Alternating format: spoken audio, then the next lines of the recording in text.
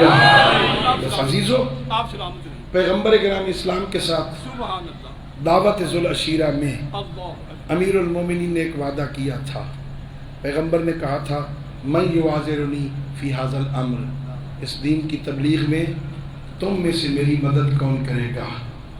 سارے بندے چپ تھے نا. 10 سال کے علی اٹھے تھے، یا رسول اللہ میں ہوں نا، میں آپ کی مدد کروں گا.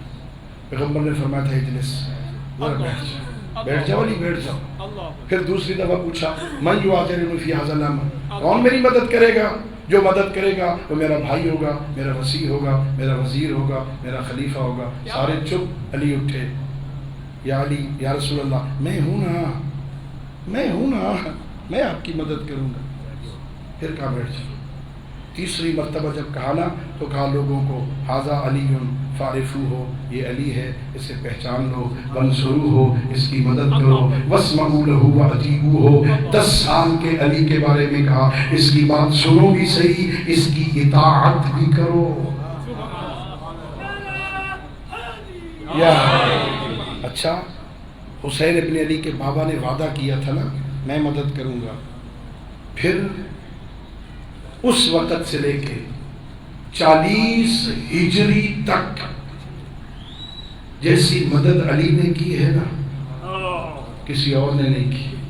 جب کبھی اسلام پہ کوئی مشکل وقت آیا علی مولا نے مدد کی ہے نا.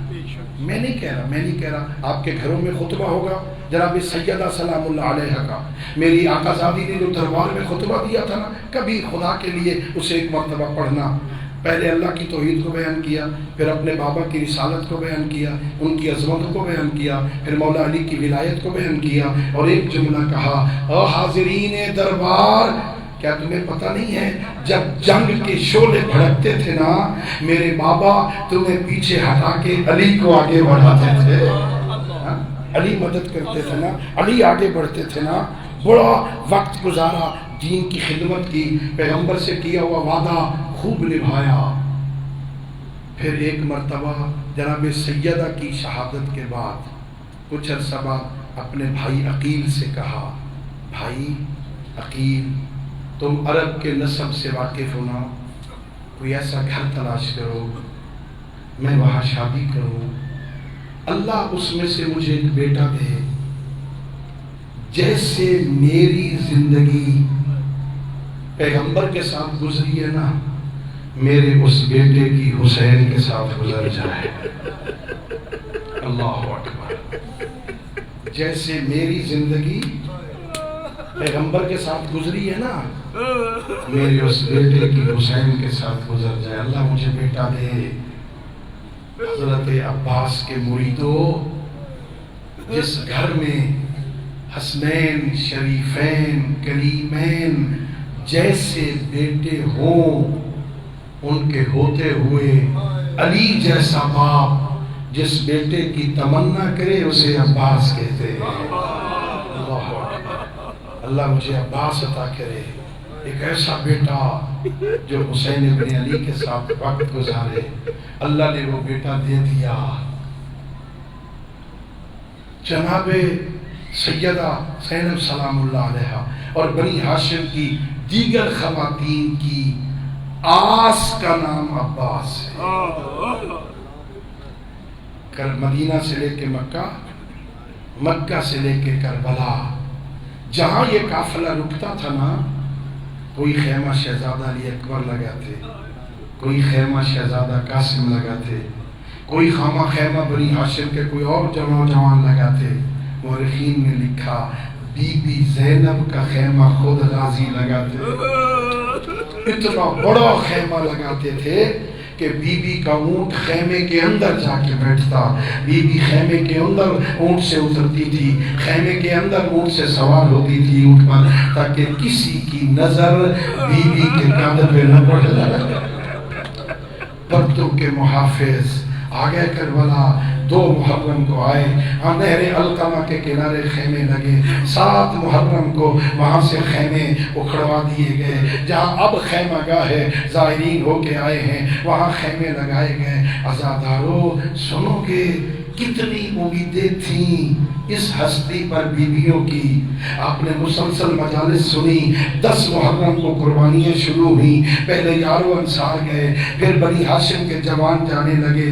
جو جوان خیمے میں الوداع کرنے آتا بیویاں اس کا نام لے کے بیان کرتی, واہ اکبرہ, واہ علیہ, واہ قاسمہ, واہ حسینہ, واہ حسینہ.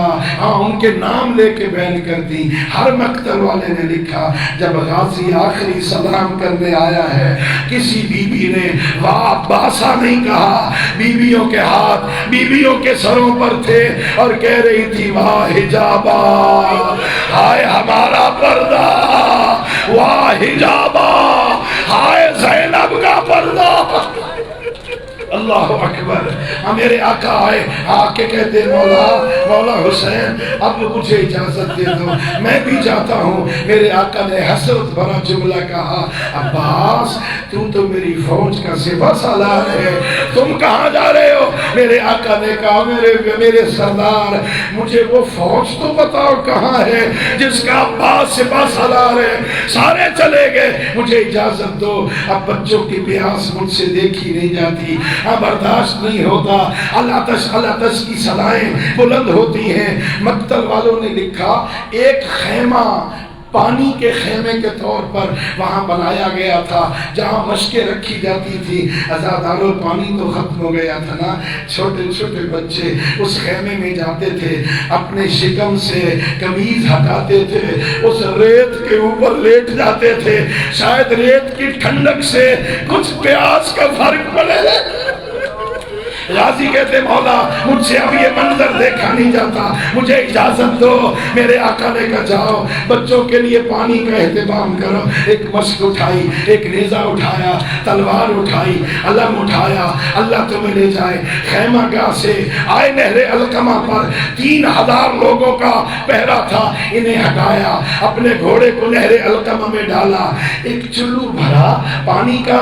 صاحب ریاض القدس لکھتا ہے میرے عباس مولا نے وہ چلو اٹھایا اور نہر القمہ پہ واپس پھینک دیا اور رخ کیا نجف کی طرف اور ایک بات کہی, میرے بابا وہ جو 21 رمضان کو تو نے وصیت کی تھی, غازی کو وہ وصیت یاد ہے, تو نے کہا تھا اس وقت تک پانی نہ پینا جب تک حسین کے بچے پیاسے ہو. بابا میں اس وقت تک نہیں پیوں گا جب تک سکینہ پیاسی رہے. اللہ اکبر. پیاسے نکلے, مشک بھر کے, کوشش ہے خیموں میں پہنچ جائے. 2 جملے عزاداروں, ظالم نے چھپ کے وار کیا, پہلے دایاں بازو پھر بایاں بازو قلم ہوا, مشک کے تسمے کو منہ میں لیا, اپنے آپ کو مشک پہ گرایا کسی طرح پانی بچ جائے. ایک ظالم نے تیر مارا جو مشک میں پیوست ہو گیا, پانی بہنے لگا. عباس کی آس ختم ہونے لگی. ایک تیر آیا میرے مولا کی آنکھ میں لگا, بازو تو سلامت نہیں تھے. غازی جھکے, اپنے گھٹنوں کے ذریعے سے تیر نکالنا چاہا, ایک ظالم نے گرز مارا. میرے مولا سنبھلے نہیں, آواز دی یا اخی ادرکنی, حسین مولا میری مدد کو آؤ. یہ وہ منزل تھی. سارا دن حسین نے یہ بیان نہیں کیا.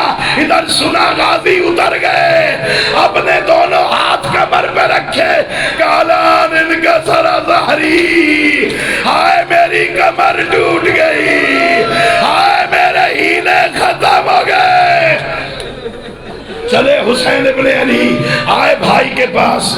ہاں میرے آقا عباس نے کہا بھائی میری ایک آنکھ میں تیر لگا ہے, ایک آنکھ میں ریت اور خون ہے, بھائی ذرا آنکھ کو صاف کرو. غازی صاف کر کے کیا دیکھنا چاہتا ہے کہ مولا دیکھنا چاہتا ہوں جن کے جوان بھائی مر جائے ان وہ کیسے ہوتے ہیں, میں تیری غربت دیکھنا چاہتا ہوں. میرے مولا نے صاف کیا, کوئی وصیت ہے تو بتا. کہ اور کوئی وصیت نہیں, میری لاش خیمے میں نہ لے جانا, ساری لاشیں لے گئے ہو, میری لاش نہ لے جانا, اس لیے مجھے سکینہ سے شرم آتا ہے, مجھے یہی رہنے دینا. میرے مولا اٹھے, مورخین لکھتے ہیں غازی نے کہا میرے بھائی کچھ دیر بیٹھ جاؤ, میرے پاس بیٹھ جاؤ. جلدی کیا ہے؟ عجیب جملہ کہا کہ غازی جب میں پہلے لاش اٹھانے آتا تھا تو خیموں کے پاس ہوتا تھا، اب تیری بہنوں کے خیمے کوئی محافظ نہیں رہ گیا، مجھے جانے دے۔ میرے مولا نے علم اٹھایا، بی بی زینب نے بیویوں کو جمع کیا اور کہا اب تک تمہارے پردوں کی ضامن تھی، اب اپنے پردے بچاؤ، میرا محافظ مارا گیا۔ الا لعنۃ اللہ علی القوم الظالمین وسيعلم الذين ظلموا أي منقلب ينقلبون وآخر دعوانا الحمد